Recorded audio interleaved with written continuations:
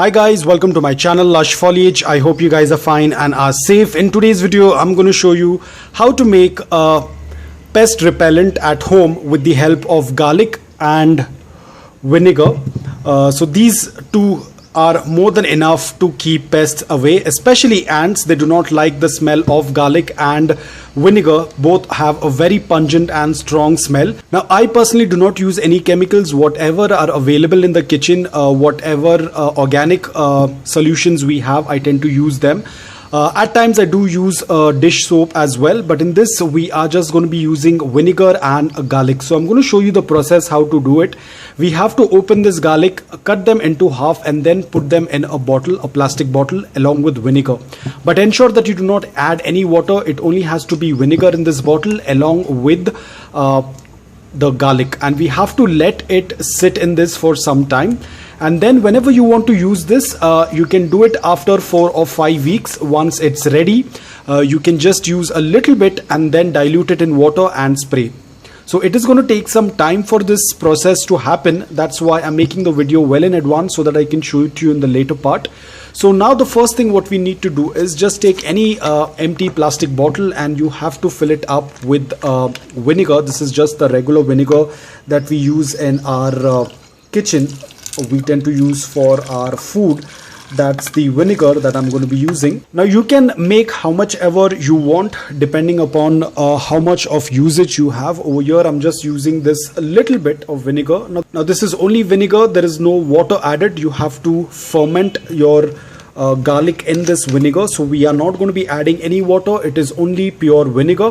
The next thing what we're going to do is we are going to chop some garlic and add it into this. So now I have taken and cleaned the garlic and I have slit them little bit with the help of the knife. You have to slit it like this and then just keep adding them. Now again, depending upon how strong you want to make it.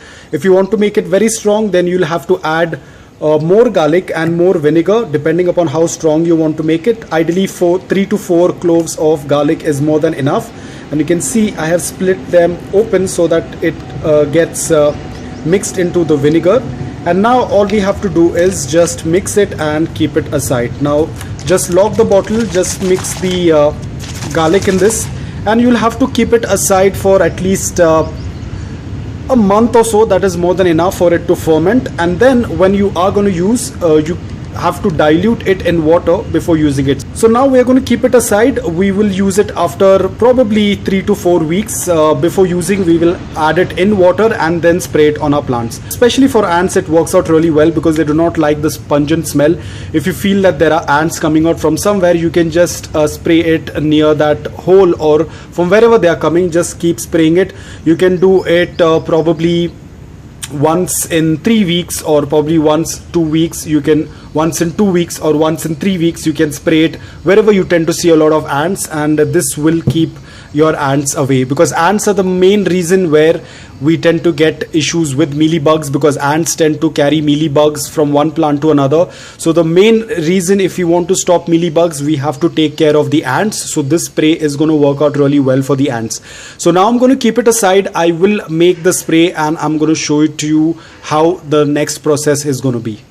So now, because the other one is going to take a very long time, now I have a small spray bottle.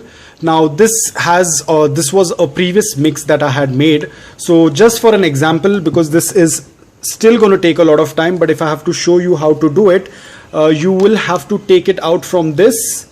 And you'll have to first filter it because it's going to have particles of garlic. So you will have to filter it and put it in any spray bottle, because if you're going to have particles in it, it will block your spray bottle. So you will have to add it in any bottle you want, and then just add a little bit of water to dilute it. And once you have added water to it, your spray is now ready. So I'm going to add a little bit of water. It's going to have a very strong smell of garlic and vinegar. That is the main reason why we have made this. So once you are done, you have to just mix it in your bottle with water, dilute it, and now it is ready to be used. Now you can spray anywhere where you tend to see that there are ants coming, or you tend to see that there are some white flies under the leaves. You can just use, because we do not use any soap in this, so it is much more easy to spray on the plants. But ensure that you do not spray a lot, otherwise the leaves might get burnt.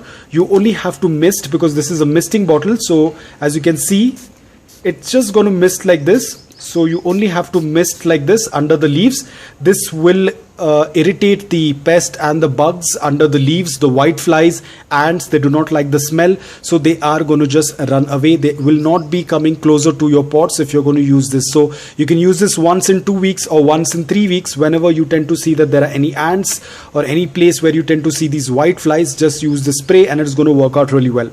Now if you want to make it even more strong, you can add 1 drop of soap. Now I haven't added any soap, it is just vinegar and garlic with water diluted. And if you want to make it even more strong, you can add little bit of soap, 1 drop of dishwashing soap, and it will be very more effective. So guys, I hope that you liked this video. If you did, please hit the like button. If you're new to my channel, please consider subscribing to it. Until then, take care, stay safe, and keep propagating.